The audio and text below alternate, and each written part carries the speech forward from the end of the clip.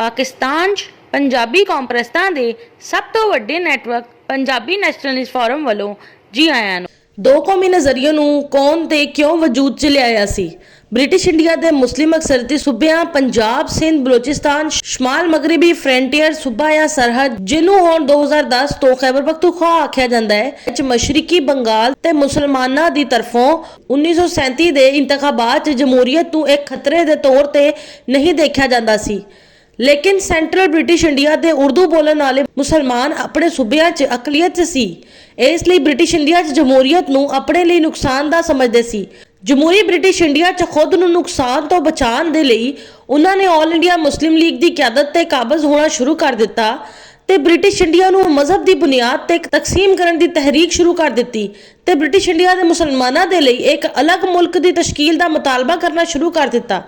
दरअसल जमहूरी British India च सेंट्रल ब्रिटिश इंडिया दी मुसलमान अशराफिया नूं अपनी नवाबी खतरे च पैंदी हुई दिखाई देन लग पई सी। इसलिए सेंट्रल ब्रिटिश इंडिया दी मुसलमान अशराफिया नूं मालूम होया कि मुसलमान ने ते एक अलहदा कौम ने, वरना इन्हां दे आबाओ अजदाद ते 800 साल तक हिंदुआं ते हुक्मरानी करन दे बावजूद भी अलहदा कौम होण दा एहसास नहीं होया सी ते ना ही 1300 साल तक दे अरसे दे दौरान कदी भी मुसलमान आलम ने मुसलमानां नूं एक अलहदा कौम करार दिता सी। सेंट्रल ब्रिटिश इंडिया दे मुसलमान अशराफियां दे लई सब तो मुश्किल काम यह सी कि मुस्लिम अकसरीती सूबियां दे मुसलमानां नूं ब्रिटिश इंडिया दे मुसलमानां दे लई एक अलग मुल्क तश्कील देण दी हिमायत करन दे लई किद्दां कायल किया जाए। ऑल इंडिया मुस्लिम लीग की क्यादत ते काबज सेंट्रल ब्रिटिश इंडिया के उर्दू बोलने वाले मुसलमानों ने ब्रिटिश इंडिया के मुसलमानों के इतिहाद नूं मजबूत ते मंजम करने के मिशन की इब्तदा की। इस गल का भरपूर चर्चा किया कि ब्रिटिश इंडिया के तमाम मुसलमान एक कौम ने, इन्हां दा मजहब एक है, इन्हां दी जुबान एक है, इन्हां दी सकाफत भी एक ही है, इन्हां दी तारीख भी एक ही है ते इन्हां दी सियासी मफाद भी एक ही ने। बिला शबा मजहब इन्हां दा देवबंदी ते बरेलवी मकतबा फिक्र वाला इस्लामी फलसफा सी।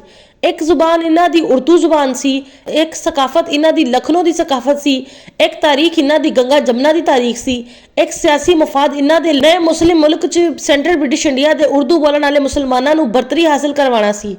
एक ही मजहब होने के बावजूद ब्रिटिश इंडिया के मुसलमान देवबंदी ते बरेलवी मकतूबा फिक्र वाले इस्लामी फलसफे तो हट के मुख्तलिफ मजहबी नुकता नज़र रखते हैं। इन्हां दियां जुबानां वख-वख सी, इन्हां दी सकाफतां वख-वख सी, इन्हां दी अपनी अपनी इनफरादी तारीख सी, इन्हां दी अपनी अपनी मुनफरिद कौमी शनाख्तां सी ते इन्हां दे अपने अपने सियासी मफादात सी।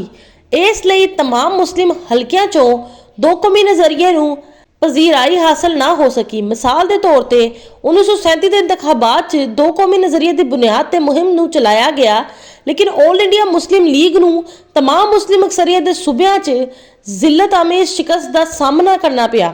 1937 के इंतखाबात च सिर्फ 4.6% मुसलमानों ने मुस्लिम लीग के लिए वोट ही दिता ते मुस्लिम लीग ने पंजाब च मुसलमानों के लिए महफूज 84 नशिस्तां च सिर्फ 2 नशिस्तां हासिल कीतियां। सिंध च मुसलमानों के लिए महफूज 33 नशिस्तां चों सिर्फ 3 नशिस्तां हासिल कीतियां। बंगाल च मुसलमानों के लिए महफूज 117 नशिस्तां चों 39 नशिस्तां हासिल कीतियां। शमाल मगरबी फ्रंटियर सूबा या सरहद, जिन्हों हुण 2010 तो खैबर पख्तूनख्वा आख्या जाता है, च कोई भी नशिस्त हासिल नहीं सी। इस तरह पाकिस्तान के क्याम तो सिर्फ एक दिहाई पहले ब्रिटिश इंडिया के मुसलमानों ने तकरीबन मुतफिका तौर पर दो कौमी नज़रिए की बुनियाद पर ब्रिटिश इंडिया के मुसलमानों के लिए एक मुस्लिम मुल्क के ख्याल नूं मुस्तरद कर दिता सी।